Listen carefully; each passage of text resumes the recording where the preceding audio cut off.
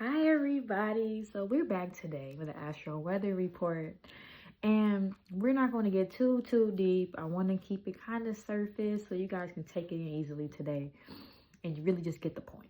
You know, um the divine is always speaking, the cosmos are always moving, so should you, and understand how you're connected and guided and floating, right?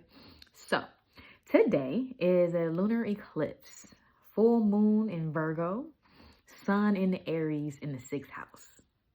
Let's talk about it. So what I want to put emphasis on is the sun being in Aries in the 6th house, along with Venus and Mercury in Aries in the 6th house in retrograde. While also accompanying Chiron in Aries is also in the 6th house, and so is North Node in Pisces. So let's talk about that, right? What is that energy? So first off, let's look at the Chiron, right? That's your wounded healer. That is that energy of your wounds and what you can heal in life and help other people heal, right? And the 6th house itself is your routines, your healthy habits. So what is eclipsing? What is it telling you that you don't need? Because that eclipse energy is going to tell you what you don't need in your life in order to have the full well-being and the full life that you are trying to manifest, or that you would like to manifest. You know, like, what doesn't serve you? And if you don't cut it out, I'm about to shake up some things, show you some stuff, and it's going to get cut out. Okay? So pay attention. Because the full moon energy already is that big manifesting energy in the 28-day moon cycle. So wherever your focus has been and you've been putting energy into the most, you will see it when you look around in that 28 days with that in that cycle where the full moon is. You know what's full here. And that lets you know where you're at for the next 28 days, what to continue to cultivate and whatnot. And you're getting help with that with this eclipse. So let's talk about it. So Chiron in Aries. So Aries is that confident, that fueling energy, that competitive, that they go get it. That is the go-getter energy, okay? But it's also governing the 1st house of the self, new beginnings, how you take initiative. So we're dealing with that Chiron energy, that's wounds of the self, of not being seen, of not being at your best, and how you really feel about yourself and your identity, right? And the wounds you may have in that regard.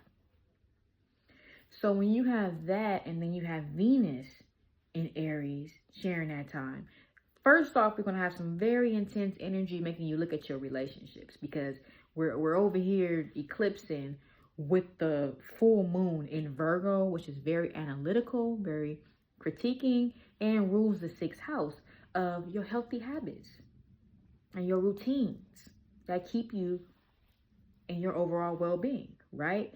So right now the universe is like, look, whatever you're not doing to take care of yourself, and whatever you're not understanding about yourself in order to take care of yourself, we're going to work through it, right?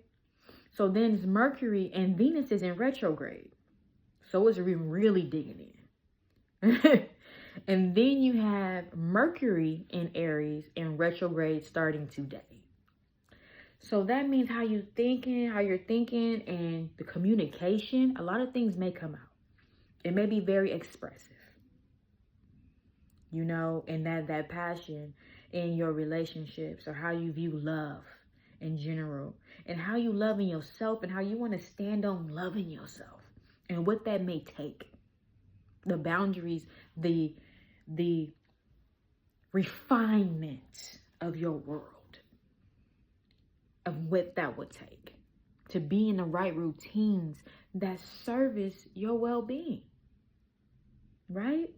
And then you have the North Node in Pisces.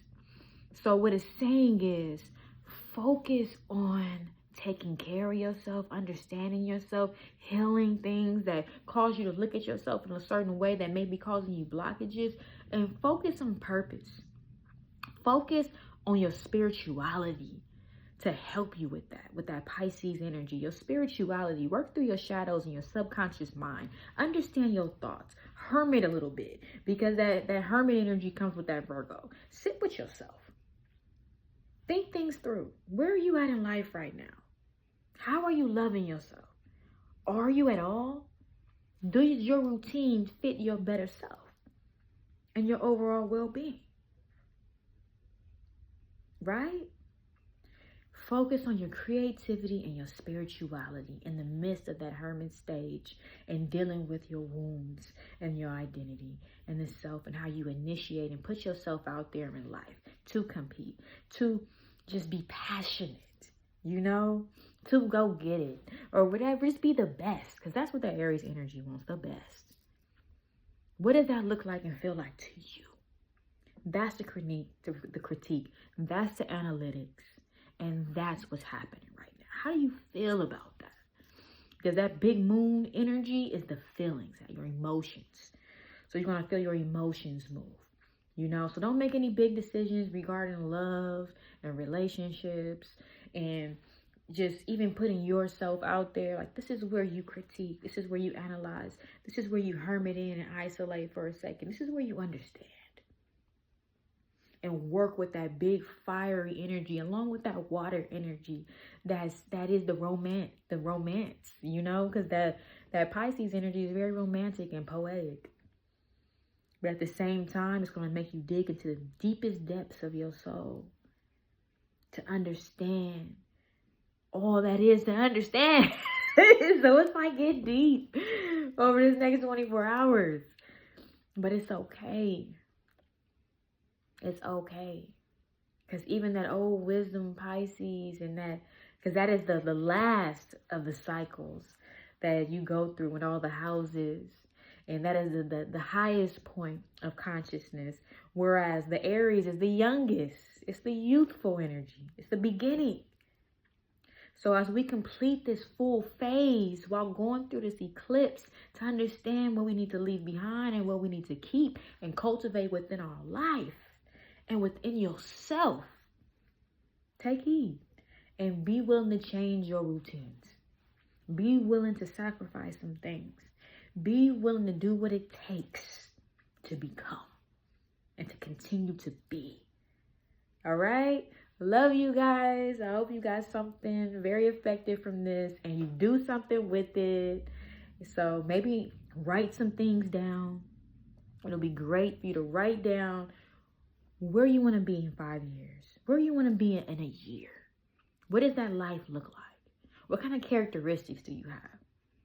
And then write down, what does a routine look like to care for a person like that? What are you reading? What are your practices? What time you wake up in the morning? What kind of music are you listening to? Are you working out? Are you doing yoga? Are you meditating? Are you sun gazing? Are you grounding? How are you getting centered within yourself and having time within yourself to understand yourself and what peace feels like? So when you get into the chaos of the world, you're not just shaking up with the world and moving how the world is moving and finding that rhythm, but you bring a rhythm in the midst of the chaos. You know what I mean? Because you know what peace feels like. You know what not to give too much of your time and focus, because it's going to take you from your peace. You know what to deal with in very small increments. In order for your energy not to be transmuted or pulled, because too much of one thing is not good. I don't care how much you feel of a master or whatever. You're not going to see a monk kicking it on the block in the hood with the drug dealers every day. Not every day. You may see it, or they might come and kick it with the monk. But that's just not where they at every day, all day, and the only conversation that they're having and what they're putting into their body every day. You're just not going to see that. So you got to know how to move and how to shake and how to find your rhythms in life. And within that rhythm, find the balance in your polarity. What side of the scope are you on? And you can only do that by taking care of yourself, understanding yourself, finding what peace feels like, what being centered feels like, so you know what being off feels like. And you know how to bring that centering into whatever situation you're going to get better and better and better and better at it. Okay, that's that Aries energy. You know, like, you ain't going to keep messing up in the Aries energy. It's like, okay, we already did all the mess ups. What does doing right look like? You know, and then write a list on what you want to let go. What doesn't fit in the lifestyle of that person that you are developing more and more every day. And that you let go. You burn and release. Okay? And you say that to the cosmos. I release. And you light a candle to what you want to bring forth, and you chant that. Or as the days continue, you continue to chant that. I bring forth, as this fire burns, I invite this more and more into my life. And you say that with conviction too, every day. And I'm grateful. I'm so grateful to have more and more of this in my life. And you can read it out, you know? Like, put that into the universe. Allow the universe to feel it. Align with God. Let God feel it. Be a part of that breath of manifestation. Okay? So, I love you guys. Have a great day. I already said bye a long time ago, then came back.